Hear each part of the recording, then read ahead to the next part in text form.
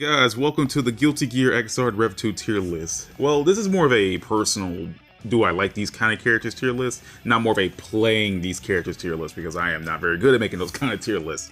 So, this is a list based on characters I like as of, XRD REV2.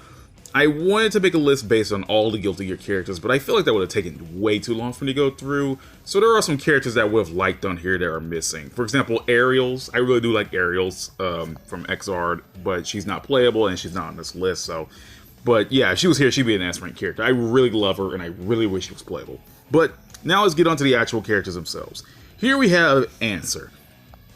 Answer goes into B tier for me. Honestly, if we knew a lot more about Answer compared to the other characters, I would have probably liked him a lot more. The guy is just such a quirky character. He's a quirky character among quirky characters, he fits right at home with Guilty Gear. He is this business ninja. And it's not even that simple, man. He can summon a frog, a giant snake. Let's see, he has like his glasses has three lenses, and he has like his third eye ability. It's cool, and he can freaking throw business cards at your ass to attack. It's cool. He has like business card shuriken. I don't know. I don't know. I just like the idea. It's like they took the concept of a ninja, which they already have in this game, Chip, which I will get to in a minute, but they find a way to make it work without being the exact same character. And I think they did pretty well with Answer. They made him a ninja apart from Chip, but made him in a way that's unique and not the same character. I really do like that. Alright, Axel Low. This boy gets up in the S rank. I felt really bad for Axel Low in the XR's Revelator story mode, where it was revealed, I think it was revealed that he couldn't go back to his time because he was like some kind of he was like some creation of time or something like that, like a magical folk god. He's kind of like Eno in that case. And he was I felt really bad about the guy because all he really wanted to do was go back, to his girlfriend, back to his time period with his girlfriend. But he was given a choice to say, "Hey, Axel, will you do this to save the world? Or would you go back to sacrifice your happiness and help Soul and his buddies out?" And I really did like that. It shows that Axel thinks of something more than himself. And Axel just seems like a pretty cool guy in general. He's just a nice overall person. I like Axel. His themes are pretty cool too. I really love March of the Wicked Kings remix as of I think it was the Guilty Gear Complete Soundbox remix. I love that song. March of the Wicked King is just a pretty damn good song. Make Oneself and Slow Walker is a Slow Walker. Those are pretty good songs too. But I personally believe that Axel's a pretty damn good character, and Strive hopefully shows that he's able to control his powers a lot more, which I hope so. I hope to see more Axel on what he's going to do now that he's kind of essentially stuck in the time period of the current time period at least of Guilty Gear. All right, now we have Bedman. You know what? I'm not gonna lie. Bedman gets a C for me. Bedman is an interesting idea. It's just this dude strapped to a bed while the bed fights on his behalf. And then on top of that, Bedman's always talking really smart. He's always scheming something, and I love his theme too. It's really damn good. But I don't know, Bedman never really stuck with me. He's a Guilty Gear character through and through, but it's just sometimes I just feel like he doesn't fit. Guilty Gear has a lot of wacky characters, but in some strange way they all feel grounded. I feel like Bedman kind of veers a little bit too far off that. I don't know. I personally just believe that he fits, but at the same time, Bedman just doesn't fit Guilty Gear to me. Maybe just me being weird, but I don't know. Bedman never really stuck with me. I like his concept and ideas. He just never really stuck with me as a person. But yeah, here we go. Now Chip. Chip is a weird character. He was, a drug addict who turned into a ninja and is now a president and of his own country, I might add. And it's just the silliest shit ever. A drug addict turned ninja is already funny enough on its own. But the fact that he became a president of his own country just was like the added touch to make it think, yeah, this is Guilty Gear. This is the dumbest shit ever, and I love all of it. I like Chip. He's not my favorite Guilty Gear character by any means, but I like the guy. He's pretty chill. He's a pretty cool dude. He has cool powers. And the fact that, I like the idea of him just running on the side of the screen, you know, using his ninja powers, just kind of, essentially kind of like breaking the game in a way of just running on the side of the actual screen. I don't know, I live for shit like that, when characters just like run up on the side of the screen. I don't know, it's cool. But I like Chip. I think one thing that holds him back for me is that, like, I like his theme songs. Suck a Sage and Fight Like a Tiger are pretty damn good songs. I think nothing can beat Suck a Sage though, because Flash Higher is not a bad song. It's just like one of the, for me personally, one of the blandest Guilty Gear songs in XRD. That's just me personally. Other than that, and Call Shot, you know, Venom's theme for that game, yeah, Flash Higher is not, it's not bad. It's not bad by any means. It's just, it's like, if it's a song I'll never remember on my own. Like, if like, oh, I heard this song before, yeah, it's cool. All right, now we got Dizzy. Dizzy goes into A tier. A tier. I mean, this is Dizzy, you know, like, I like the story of Dizzy, you know, like, she's just literally this gear girl who just had to stay away from society at one point because, you know, she was apparently too dangerous to be around and shit like that. And like, Dizzy is a weird character on top of everything else. Like, first of all, just the name. I get their name referenced in the month of December because she was named, you know, with the Jellyfish Pirates, and they all have names referencing the months of the year. Dizzy, you never expected her name to reference the month of December at all, so it's kind of cool. But the fact that, like, she has these cool powers, like her freaking gamma ray and shit like that. She has Necro and Undyne as her wings, which is like, having these angel and devil wings that actually are like, you know, they can have like faces and everything is kind of cool, and they also have their own certain personalities and play off each other and Dizzy. It's really cool, and it's nice to see that Dizzy got a good, got a new lease on life by marrying Kai. She had a son. Eventually, you know, it took forever, but they finally got together as a wholesome big family. And you know, I like that. I personally do like that. It shows that, you know, Dizzy had a good chance of life with marrying Kai, and that's pretty nice. Dizzy and Kai was never a ship I would have never expected in my life, but, you know, seeing how they actually got married is pretty cool. Elfelt Valentine, I mean, come on, oops, my bad. It keeps changing on me. Elfelt Valentine, I mean, come on, guys. This Elfelt, dude, she is this goober Elfelt is a goober who wants to just marry anyone she comes across. Like, she's a cool Guns N' Roses reference without directly referencing it, and like, just like Guns N' Roses. I like that. I don't know why. That reference is so cool because she literally used guns and holds a bouquet of roses, and it makes sense with her wedding aesthetic, and it makes sense with the whole quote-unquote shotgun wedding kind of thing. Like, her whole design and whole character fits the wedding aesthetic and just the musical aesthetic. Is so cool, like, it just fits, you know? Now, when I remember being introduced to Elfelt back in the day, like, people were not, you know, too keen on her. They figured that she wasn't, quote-unquote, metal enough for Guilty Gear, but I think her redesign and Revelator fits Guilty Gear now, you know? I mean, granted, Guilty Gear has a bunch of characters that don't seem metal, like May, for example, but, you know, people did not like Elfelt coming out. But I personally did. She's a quirky character. She's a fun character, and I pray to God she makes it in the Strive somehow. Please. Because Elfelt's a really good character. I like having her around, and I miss the fact that she's not in English anymore. But she's one of the few Japanese voice actresses. I can't remember her name exactly, but I can tolerate her in Japanese and English. Because Angela Moore has just made Elfelt so quirky. Like, even more quirky than she already is, because I remember hearing her voice clips again, like, recently, because there's a channel out there called the Gear Voice Channel or something like that, where you can hear the English dubs of previous games and stuff like that. And so, it's really... Elfelt's crazy. I mean, she straight up just says, like, when I think one of her blocking attacks is like, hey, use protection, you two, which it just made me lose my sides completely, and I love her. Faust, baby. Faust goes up into the A tier. Faust is a ridiculous character. I'm going to be saying this a lot. Faust is just this tall, Chinese, bald man whose literal name was Bald Head at one point. And the story of him not being able to save a child, which caused him to go insane, is actually, like, you know, it plays into him because he really shows that he's feeling bad about all the shit he's done in his life.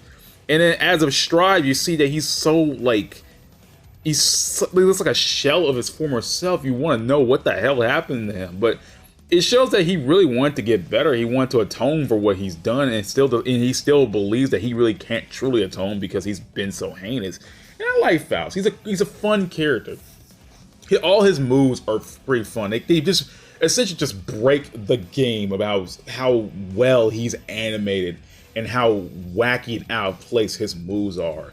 Like, Faust is like he's like the embodiment of Guilty Gear. I'm sorry. I'm so sorry, guys. This thing keeps changing perspectives. I am so sorry. I don't know why it's doing that.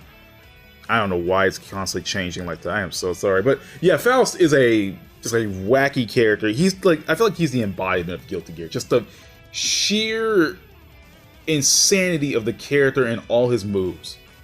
Just the sheer insanity of the character is pretty good to me. Now we have Ino. Ino, Ino, you know what? Ino, as much as I love Ino, she gets the B rank because that boss fight you gotta deal with her and freaking XX, I will never get over, and I will never rank her higher than that. I hate that boss fight. That made me rage as a child, and it still makes me rage as an adult when I want to play the same mode to get past her in XX. Oh my god, dude! You remember going like, That being said, it's nice to see that as we went through more Guilty Gear games and more revisions and whatnot, we start to see more layers to Ino. You know, you can't like, you know, she's like, you know, like the worst kind of personality. I don't want to say the actual word, like the B word. I don't like saying that on my videos and whatnot. But she's that, and then some. But it's nice to see we see more layers of her character, especially how she plays off Axel Low, which is a, you know, granted they both have time power abilities and are essentially the same existence of some sort, but it's nice to see them play off each other the way they do. You know, it's like an angel and devil shipping kind of thing. You know, like, I like that. You know, he's like two characters you never expect to see ever, but it makes total sense considering how they function as characters in the story, which is pretty cool. And yeah, that's all I got for Ino. Also, I like her way she beats you, and she literally plays a goddamn guitar solo over your goddamn corpse. It's just shows that, yeah, I beat the shit out of you. Now watch me riff.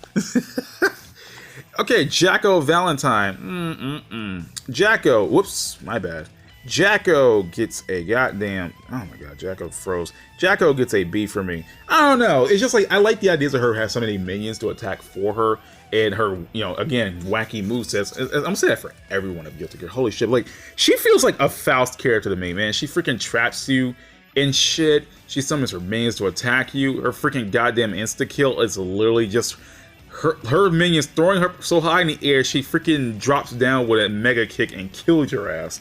Like, it's cool, you know? Like, I like Jacko's place in the story because, like, it's so weird. It's like, oh, I'm just half of, you know, hey, Soul, you know, I'm just half of your, I'm half of your girl, you know, our girl's justice, man. We fuse back together, boom, you got Arya again. I hope they bring back Jacko in some way. I know they're gonna bring out Jacko exactly, but I hope they bring back Arya as a playable character because it would make so much sense. Sorry, it would make so much sense if Arya herself was a playable character. Like, I feel like it would make total sense, you know? Like, if Arya herself was a playable character. But yeah, I like Jacko. I like her design and everything. She looks pretty cool. The mask doesn't really do it for me, even though I kind of get why she wears it. Makes perfect sense, especially with the Halloween aesthetic. I like Juno. I like the fact that Juno starts off in a Halloween tone, like, I ain't gonna do it here, but you guys know what Juno sounds like. But yeah, I don't know, I like the Halloween aesthetic. It's like they took the Halloween aesthetic and just try to make it more than what it, you know, could be. You know, she doesn't go all over the place with, you know, just making pumpkin references and shit like that. You know, Ishiwatari does more with the character than just that. Jam! Ooh. You know, not to step on any toes because I know a bunch of people love Jam. Jam is a character. I like Jam. You know, she's not the most important character. She's literally just just trying to make money. You know, I feel like they go way too hard in trying to, like, in the English localization, try to make her Chinese. I think they go a little too hard on that, and it feels kind of racist at points. It just looks kind of racist at points, especially when she's the only character that goes through that kind of thing. You know, like for BlazBlue, like, she's Chinese, but they don't go that ham on her. Freaking Jam's like she's seemingly more Chinese than Jam is, and they don't go ham on trying to, make her sound like, a stereotypical Chinese person. And I don't know, man. I feel it's kind of racist going with Jam, though. But Jam's pretty simple. I mean, all she wants to do is build her restaurant up and make that money. And she also has a side crush on Kai. And it's like they actually tackled that in Revelator, which is crazy, in her arcade mode. I kind of like that. I am so sorry, guys. I am so sorry for this thing constantly changing perspectives. I literally have no idea why it's doing that. As long as it's not going to screw up anything while I'm making this video. But anyway, yeah, Jam's voice just grates on my nerves, man. It always has grated on my nerves. Like, I figured she would have changed when XR Revelator came out, but no, she still gets on my nerves, and that's why she's not A ranked. But I do like Jam's theme songs. You know, Bow, Babel Knows, and Babel Knows are excellent songs, and I kind of hope she makes it back in Strive. I don't know what the hell they're going to do with her design, because I honestly believe that Jam's design is pretty cool. I like her hairstyle. It's wacky and out there, but it makes the character stick out. You know, it makes her really stick out.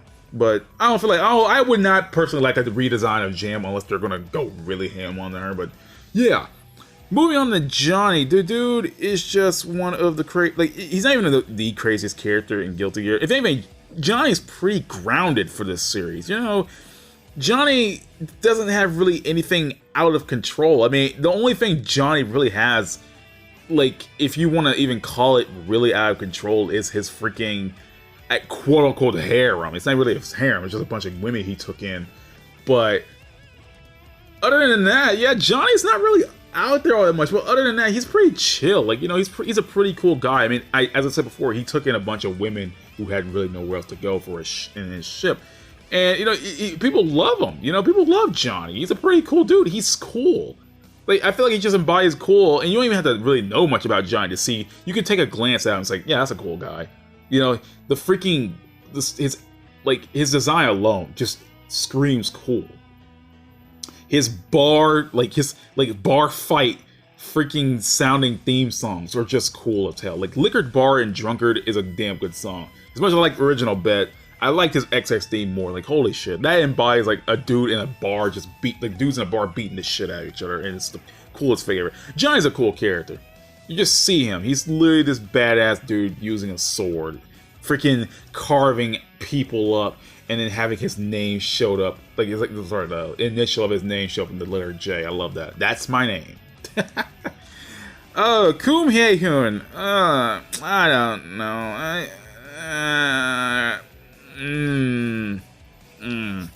I don't dislike Koom Hae Hyun. I'm just gonna call him Hae Hyun for now.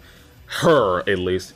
I like the interesting idea of it being just a woman inside of a mechanical dude suit of armor, like this buff dude of suit of armor. But Hae Hyun just never left an impression on me. You know, he seems really, he seems pretty meh compared to everyone else in the roster. Honestly, if it was just Hae Hyun herself, like as the character, and they found a way to work her outside of the robot, I probably feel like I would have liked her more. But I don't know, man. It's really boring to me, man. Like, even his insta kill isn't fun. I mean, I get it, but I like the quirks of the female inside the robot more than the actual robot. But since I'm counting Hae Hyun as the robot, I'm not really a fan of him. I mean, that being said, the tuner, his theme song, The Tuner, is pretty cool, but him as himself is like, nah. Alright, here we go. Kai Kiss, one of the main characters. Let's go, Kai. You know what? I'm gonna give him S. You know, Kai wasn't never one of my favorite characters, but I don't know. I feel like as time went on, he got way more badass and showed he could stand alongside of the other characters. Kai is like the most average character. You know, he's an easy recognizable character, and he doesn't have any crazy shit to him. But at the same time, you could definitely see that while he seems pretty normal compared to everyone else in the roster, he fits. You know, like he has his own quirks that makes him crazy enough to stand alongside the crazy characters. Especially now he has a gear eye, for Christ's sakes, which, okay, cool, a gear eye, nice. Like, he has this freaking song, Magnolia Eclair, which is like a reference to Electric Eye, which, like, by Judas Priest. I'm like, are you kidding me? That makes so much sense. He has the gear eye, dude! Electric Power's gear eye, come on, dude. It's just, like, I love these musical references without directly referencing the music itself. I love it. But anyway, where was I? Oh yeah, Kai. Yeah, like, just seeing him, you know, as a character, it's fun. You know, Kai isn't like this overbearing, up his own ass knightly character. Like he's a righteous character, but like he's not like a person that, you know, took it too far. He did back in the day, but he mellowed out over time. He became a lot more, you know, dealing with the craziness of the series, and you can see how Kai just fits in with everyone else. I like that. He developed in his own way where like he's slowly settling into like, you know, being as wacky as everyone else, and I love it. I wouldn't say Kai wasn't always wacky before, but compared to everyone else, he wasn't too off the walls. But as the series went on, you know, you can start seeing the cracks form, and boom, you know, he's staying alongside everyone else, being as, you know, bullshit crazy as they are. So now we have Leo. Now Leo, again, like Kai, wasn't always one of my favorite characters, but he grew over me over time. Now I never really thought too much of Leo, but the guy, you know, just thinking about him more, he's just this goofball, you know, like he's I love his little quirks. He freaking writes down, okay, when he beats someone in a match, he pulls out his little booklet and just starts writing shit down, or just starts lecturing people and shit like that. And then he has his knights and shit trying to, like, you know, do like a big entrance for his ass. I remember seeing a Stride where like the knights forget to put the chair down at the right spot, and he trips over and falls over.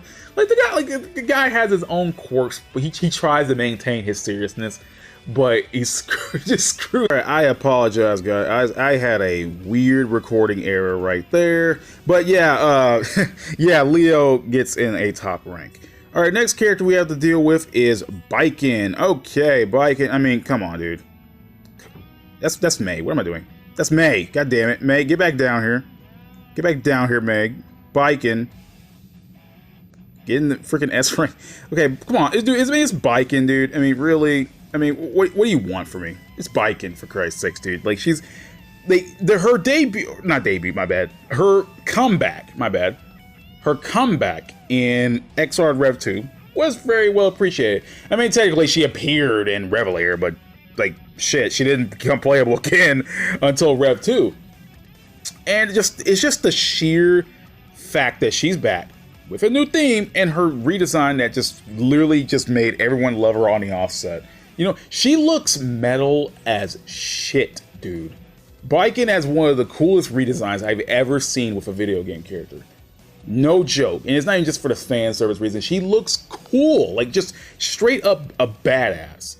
And I think that's it.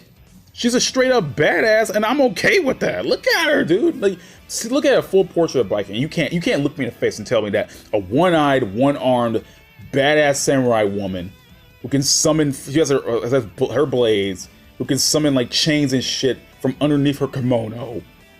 Pink wild hair, no nonsense attitude, serious ass face. You can't tell me that this isn't one of the coolest female characters ever conceived by anyone ever. Eiichiro Atari did like he went all in when creating freaking Baiken. Like, holy shit, dude.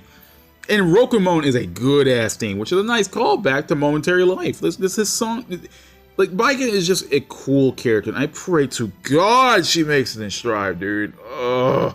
I know she's going to be DLC if she does, which is going to piss me off, but, I mean, considering, like, I feel like making characters like Elfel and Baiken insanely popular characters, like, DLC would make people want to buy them, and that's a dirty-ass move to do, but I feel like it makes sense.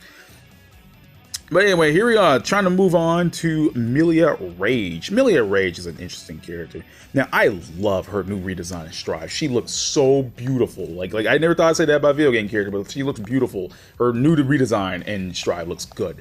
Now, I like Milia as a character. You know, you get to see more layers of her when she's not in, you know, battles, stuff like that. She's not an overly, you know, mean person. She's pretty nice if you can get on her good side, but she's not really, you know, anxious to kind of get close to people because she's been burnt before, especially to men, because she's been burnt before in the past. And, you know, I always had this theory that Milia kind of like, you know, I did these forbidden beasts. You know, like she has Angra and Zato has Eddie. You know how like these forbidden beasts require you to sacrifice something in order to obtain their powers? I've always had a feeling that Milia sacrificed, you know, like her reproductive organs to do so. It sounds kind of weird, but considering that Milia has this relationship with Zato, right, and she likes children, but I think it was said that she isn't unable to have any children. I feel like it would make sense that Angra, you know, was that her sacrifice was her reproductive organs. It's kind of a cruel way of saying like, hey, Melia, I know you want this life, but you can't have this because you sacrificed it to gain the power that you have. I mean, granted, she didn't do it willingly, you know, she didn't do this shit willingly, but it's still a cool thing I had, you know. If it was ever confirmed that she sacrificed her reproductive organs to gain anger, it would be like the sickest shit. And plus, I can finally call a Guilty Gear theory right for once. All right, so we got May. May, I would put in the B tier. Honestly, like May, like May's design and overall character didn't really appeal to me. She didn't really appeal to me. That being said, her English voice for XRD was really good, like really, really good, to the point where I just do not want to hear her in Japanese subs anymore. But the point is, her character is pretty interesting. She's this tiny woman. She's not even a little girl. She's this tiny woman, freaking swinging a big ass axe. I mean, sorry, I won't say axe. I'm dumb. Anchor. Shit, I'm dumb. Big anchor, way bigger than she should even be using to beat the shit out of people, and also summons freaking the creatures of the sea to attack you too. Like, you know, and her Johnny obsession is kind of funny in some cases. She's not an overly annoying character about it, because like it leads to some funny ass lines from her. She's wondering, you know, the power of womanhood and shit like that. It makes her like, she kind of throws her into an existential crisis that she sees all other women as enemies, which is pretty funny. Potemkin, the boy, the legend, the big boy, he gets a B. You know, Potemkin being a slave, you know, like, you know, a black slave, which I was like, okay. Being a slave turned, you know, this, like, he's not like, you know, okay, you know, just kind of just talk about his redesign real quick. Like, Potemkin wearing, like, the mechanical armor was one thing I was never expecting them to do with him, but I don't know. Now, seeing him in his armor, I can't see him in any other way. You know, like in XX, he was, you know, obviously, you know, back in the day, he was just, you know, a black man, just, you know, just this big, bulky black man. But now he's in the, you know, mechanical suit, and now he looks more robotic than human. I know it's just the suit he's wearing, but it would be cool if they kind of like led into like some kind of story of him being like, you know, seeing himself as this machine-like thing rather than human. That being said, Potemkin has some of the best themes in just the goddamn series, dude. Engaged from XRD, Burly Heart from XX, shit, what's the, Society from Guilty Gear Strive. Potemkin just has some of the best themes in the entire series. Like, holy shit, man. Like, Potemkin's a character I would never play. I do not like grapple characters, and I do not like fighting Potemkin at all. But the guy is a pretty cool dude, and I just, you know, Potemkin's not my favorite character, but damn, I would be lying to myself if I said it wasn't cool. Ramlethal Valentine, she gets an A for me. Honestly, Ramlethal is an interesting playstyle, one I'm not really a fan of per se, but you know, Ramlethal's little development in the XR games was pretty nice to see. You know, she comes up in here and is like, "Hey, humanity, I'm gonna F your shit up." I'm gonna F your shit up, and then she easily just gets captured. You know, develops her relationship with Elfelt, and develops a new relationship with Sin. She gets a puppy, which, I mean, shit, you can see more of her personality through. She sacrifices her goddamn self in Revelator. Like, you know, it shows that Ramlethal really did develop. And then in Strive, you know, now she's, you know, it seems like she has a new lease on life, you know. She has a new lease on life. She has a goddamn, you know, the puppy that she had before, now she adopted it, which is cute. Like, shit, like, it's just, the span of these small games, you show that Ramlethal went from this emotionless being that didn't give a shit about humanity. Now she really cares about people and humanity and wants to protect people. And, you know, even her new theme, which I barely heard any of, you know, kind of reflects that. Barely any of it, but it kind of reflects that she changed, even if it's just a, you know, few second clip of it. But yeah, Ramlethal really did change. One thing that keeps her down for me is just the fact that I just don't like her playstyle. It's a cool, interesting playstyle, and I like the fact that you can earn one of the trophies in the game just by having her conversation with her familiars. But other than that, just, man, I like Ramlethal. You know, she's a cool character. And plus, her name, Ramlethal. The word ram and lethal. That's like the sickest name I've ever heard in my life. Ramlethal. Ram lethal. Like, look at this shit. The word lethal's in her name. Ooh, here we go. Raven. Oof. Raven. Oh, I messed it up. Raven. Ooh, Raven is just the craziest character. One of the craziest characters I've ever had the displeasure. Come on, dude. Get in the thing. There you go. Raven is a... Yeah, as I said before, Guilty Gear has a lot of characters. That's like the whole premise of Guilty Gear. Hey, plays these wacky characters. But Raven is just... He's kind of sad to me, you know? I feel kind of bad for the guy. You know, he's just this immortal dude who just lost all feeling, you know? Essentially just lost all feeling. And the only way he can feel pleasure is just, you know, due to pain, you know, being, you know, just getting pain inflicted upon him. And I don't know, man. It's just... Raven's a weird character. He's so weird that, like, I'm like, how can I process this character? But, like, he's, you know, cool as shit. So, you know what? He's okay. He's okay to me. I mean, hell, the fact that all his themes are now going to be, like, freaking, what you call it, like, have veer lyrics in it? Like, Worthless as a Sun Above Clouds and Tsuki no Shihai. I like that. He has some sick themes, you know? I like that he's one of the characters, one of the few characters that get a vocal theme off the onset. And now everyone in Strive is going to get one. Hopefully everyone in Strive will get one. All right, Sin. You know what? I'll put Sin. Oh my god. I'll put Sin in B tier. Now, it's not like I hate Sin at all. You know, Sin never really, you know, appealed to me all that much. But that being said, I like the character. It's pretty fun and energetic, dude. His theme songs really show the energy of like youth and stuff like that. So I like Sin. I like his powers. Black Lightning is always a cool ability. Black and Red Lightning is always a sight to see and shit like that. So yeah, Sin was never my favorite character per se, but I like, you know, I like having him around, you know. I think I don't really like his outfit all that much. It looks kind of jank to me personally. I don't know, I just never like his outfit. I get it, but I don't like it. But yeah. Slayer, dude. Slayer is an A-rank character. Dude, he's a smooth dandy vampire. Okay? He's a smooth dandy vampire with some of the sickest themes, the classiest themes in all of Guilty Gear. Like, freaking, he can, like, his wife Sharon, who may or may not be a reference to Sharon Osbourne. Freaking, he drains her dry. And she just comes up straight back. I mean, granted, that's more of his wife than anything, but, like, I don't know. Like, Slayer, like, he doesn't have to directly do anything to leave an impression on me. Oh my god, can you, like, get in the thing? Slayer, there you go. Anyway, he doesn't have to do anything cool to leave the impression on me. One thing I don't like about Slayer is his insta-kill. Like, his insta-kill is really lame. I mean, yeah, the idea of him speaking haiku to you, I think it's haiku, him speaking haiku to you before you die is just, he's one of the weakest insta-kills I've ever seen in my life, dude. I mean, it would be a lot cooler if something else was happening, because the guy's an immortal vampire. He could have did anything cooler. You can't summon a bunch of bats to freaking rage you to death. Like, imagine getting, like, freaking eaten to death by bats. That would have been a sick as hell freaking insta-kill, but whatever. Soul, I mean, come on. It's Soul. Like, he's one of the coolest main characters in any fighting game. It's Soul. It's Soul that guy. Like, the guy... I like the idea of Soul being a smart character.